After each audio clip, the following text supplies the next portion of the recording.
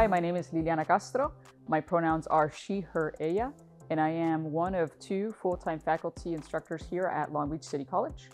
I am just at the cusp end of my 3rd year here at Long Beach. I started in the fall of 2022, and since then I've had the opportunity to lead a design build studio, also known as Architecture 71, here at the college.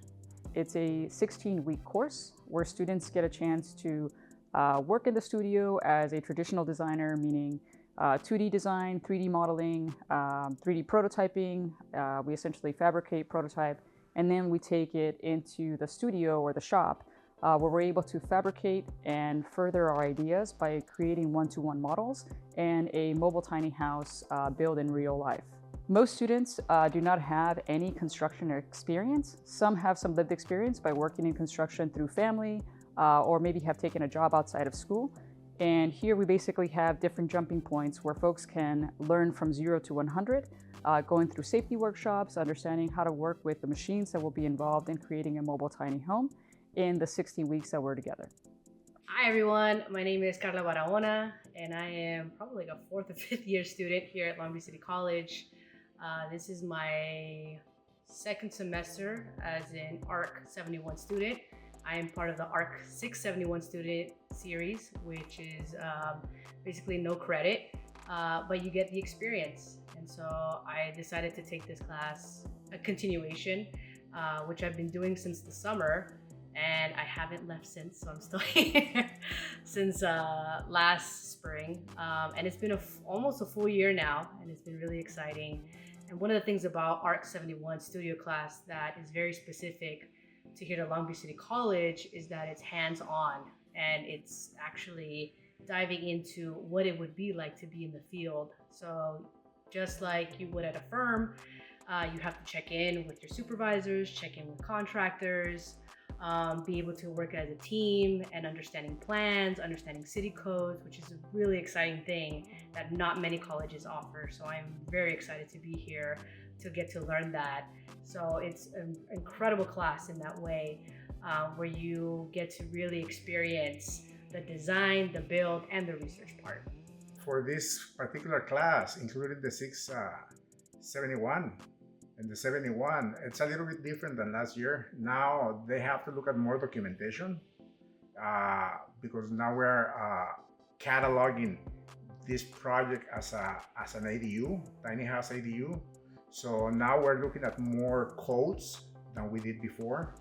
And certainly the same documentation that was used before to generate the construction documents, they have to be generated by the students. There's few deviations than last semester, and I assume as the class progresses, more feedback is generated from the previous one and implemented on this one. What I was expecting going into Architecture 71 was to work with a team and design a mobile tiny home from schematic design and drawings, and then eventually creating and designing a physical tiny home as well. So I was really looking forward to working hands-on for this class. I was expecting to know nothing, especially because I know we're constructing and everything. I was kind of expecting to be behind my other classmates, but we're all learning as we're going. It's the most intense studio I've taken at LBCC. It does require for you to put in a lot of hours to make it work. So going into this class, I knew it was going to be a lot more of a hands-on experience. I knew that it was going to be definitely more intense as far as the design process and just applying everything to real life and the actual build. I think it's been a really cool experience, definitely even more than what I expected. I've learned a lot as far as software and also just construction techniques. I've learned a lot with AutoCAD for sure. I've never done full plans until now. And then just a lot of construction techniques, so the sawing and just how the actual build actually is in real life. So I expected that we are going to do some design and then do the building, but it turns out the opposite way. We're doing the design and the building at the same time, which is really intense. But onto the building side is a whole new thing for me that I've learned, especially installing the installation. Also some margin error in measuring and cutting installations. I think this class is really benefiting, especially if we want to work outside in the field. It teaches us so many different tools, working with teams, understanding more of the design process, and then being hands-on. I think this class is just really beneficial for us to understand what it would look like to work outside and working with professionals, and it's just such a great opportunity to be here and to have this class available for the students. Environmentally speaking, this year we kicked off the new year with wildfires in California. Unfortunate that a lot of folks lost their homes. There was a lot of displacement happening, and in particular this studio is focusing on providing housing for a displaced student from the Eaton fire. We have essentially studied in our design portion of the studio, what does it mean to be fire resistant? What are the sort of materials that we can introduce to create new products? How can we integrate this into the built world if it even doesn't exist yet? So our group, Team 1's concept is the cactus. And it's definitely taking a lot from the regional area, so what is California, and keeping in mind the wildfires. So we wanted a concept that not only respected traditions of the land, but also help wildfires. So with the cactus concept, it took a very native plant that is not only important to the ecosystem, but also to human survival. So it's always been, for centuries, a really important plant. And not only does it help with like sustenance and animals, but it's also very fire resistant naturally because of its water retention. So we wanted to use that idea and sort of copy or mimic just the cactus's functions, like its form, the ridges, the way that it retains water, and find ways to build our house with those functions in mind. For our concept for Team A, we asked who our client was and what are their needs. So this student is going to be someone who has been affected by the wildfires and is in a vulnerable state, potentially loss of home or loss of personal items. So we wanted to go ahead and incorporate a safe, warm place for them to grow and to thrive in. So we thought about the incubator. For the incubator, it's a controlled environment that mimics the mother's womb. So we want to go ahead and incorporate the heating and cooling systems throughout the home that executes this, as well as how does it promote growth. The incubator, mother's womb, it all nurtures and allows the life to grow. One of the ways we want to go ahead and incorporate the growth aspect in the tiny home is by sleep. So we want to focus on the bedroom aspect. We believe sleep is very critical and crucial for the way a person develops and for them to grow. We want to design a space that is comforting, is open and accessible for the person to just feel safe and secure in, for them to go ahead and thrive in. After spring break, we voted on which ideas were going to essentially impact the built and kind of merge with what we have going on in the shop. And this year is unique because we actually voted that both teams would become one team and essentially respond to an architecture that was both informed environmentally on the exterior and the human experience on the interior. So we have been working together as a firm essentially for the last 4 weeks or so, and folks have been delegated tasks in respective areas of the work. We have a design concept team, we have a 3D design team, we have a drafting or documentation team, we have a team that's dedicated to fabrications, and everyone gets to see more or less how their work or their process impacts the overall project development. So team one had a lot of exterior details, especially focused on fire resistance and just like making an experience for the user using the exterior. We kept the louvers. It's now like a full wall skin. We also kept some of the materials for interiors and exteriors actually. So we kept like our metal facade, a lot of our wall skin so that it's fire resistant, and we kept interior materials like the cork floor, just like natural sources, so like a lot of wood. We have like a tile that sort of resembles cactus texture. And we're still moving forward with like cactus designs. What Team A incorporated for the mobile tiny home was the growing concept, which is how does someone grow in a home? And sleep is so critical for the human body. So we incorporated the lighting fixture. It has a circadian lighting in it, just so the body can wake up and regulate itself as soon as possible.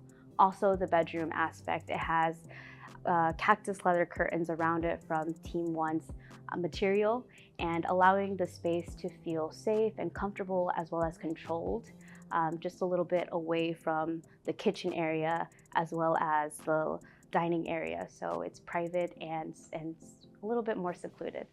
It's been kind of, unique and fun to expose the students also to the traditional professional practice of things.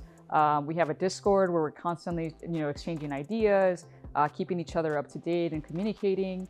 We're constantly redlining drawings, we're prototyping, we're 3D printing, and, it's kind of that community vibe and sort of community learning that really makes the Design Build Studio a very unique component in the college and in someone's architectural education. I don't know, I'm grateful to be teaching this class again for the third year in a row. And I can't wait to see how the projects develop for the next, couple of weeks. But also, there's nothing more satisfying than seeing the students grow to who they are and kind of getting their own voice in the industry and in this profession over the last couple of weeks. It's been amazing to see them, witness them kind of through challenges, working together and kind of supporting each other, engaging with one another. And realizing something that at once was just an idea. So basically we're at a point in the tiny house where we're trying to get to interiors. Right now we're just finishing up the exteriors. So the entire semester we've been focusing on sewage, we've been focusing on venting, we've been focusing on installing the skylight, the roof, and then waterproofing, flashing. And it's been an incredible moment to even be our own manufacturers and go to the metal shop and bend certain items that we need based on the sheeting. So it's been an incredible journey, really exciting. And I don't think I've ever had this much of like truly a design build aspect to a house. Where we are in the Architecture 71 and 671 right now, the students have essentially completed all of the foundational elements. We've taken the as-built conditions of the trailer, created a very hyper-specific model in Rhino to be able to fabricate replicate to scale the trailer that we have working for Mobile Tiny Home 2. They are currently in the stages of getting their inspection done for the foundation phase, and we have moved on to the framing phase. Currently, we have our perimeter of the chassis completely framed in, and we are also pushing to make sure that we have the cantilever of our backside completed. Getting to the part of framing, I feel it's a successful moment when, as an architect or a designer, you depart the 2D world and you're actually informing space three-dimensionally with raw materials and with spatial configurations that are structural. So I think coming to the sort of bone or skeleton level is a successful place to be. In terms of design, I feel like the students have probably surpassed a lot of the conceptual designs that we've had in the studio. responding to fire resistance, responding to materiality, their response in terms of research, prototyping, exploration of mechanical systems such as the louver system or circadian rhythm lighting systems for the interior. These are quite sophisticated advancements that fuse not only design, architecture, but also technology. And I think coming to this point where we're able to talk about them, show our inspiration for them, and have people really believe in these concepts has covered so much ground that in 16 weeks is unbelievable. I think it's really cool watching it come together. I think it's been maybe harder than we all expected, but I think we're finally getting to a point where it's becoming more tangible. So I think it's been cool to watch. It's definitely given me a new perspective on just how designs actually come to life. So I think I'll be taking that with me of how to design and like keeping in mind how the build will actually be. This year's mobile tiny house build has been an experience. It's been quite complicated sometimes. There's been moments where there's been complications on precisement and measurements, but overall, the experience of the build has been quite interesting, and I'm proud to be in the class. When I first started, I started doing prototypes for the interior ceiling pendant. Then I moved on to 3D modeling for the exterior louvers. And then I was mostly doing the construction build part too. My thoughts on the new mobile tiny home has just been a really great experience. I've learned a lot about the building aspect, specifically constructing a wall and just the wall system, understanding a little bit more about that and how that works, as well as learning while building at the same time has been very challenging, just understanding what's happening and just how to work with the tools, how to work with the material, but being successful at the same time. I think we've done a really great job as a team to the point where we're at and how we're presenting the mobile tiny home, so it's been a great experience. Now I feel I'm gonna be a lot more comfortable going into work outside of school and collaborating with architects and understanding how they see drawings and how they see design. It's been very intense.